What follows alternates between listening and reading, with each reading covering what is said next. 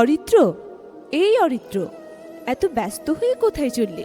কেন রে, তুই কি কিছু জানিস না? আগামী 25শে জুন শ্রী শ্রী জগন্নাথ দেবের রথযাত্রা মহোৎসব। ও তাই। আচ্ছা অরিত্র, রথযাত্রা করলে কি হয়? মানে রথযাত্রার উদ্দেশ্য কি? ও, তুই রথযাত্রার মাহাত্ম্য জানতে চাস? ঠিক তাই। আচ্ছা শোন তাহলে। হুম।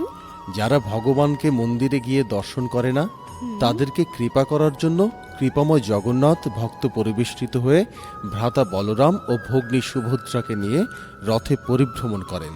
ও রথপরি জগন্নাথকে একবার দর্শন করলেই দর্শনকারীর মুক্তি লাভ হয়। আচ্ছা।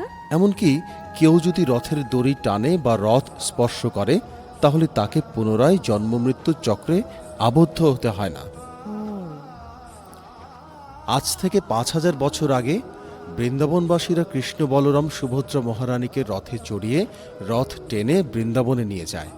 সেই থেকে রথযাত্রা শুরু, বুঝলি?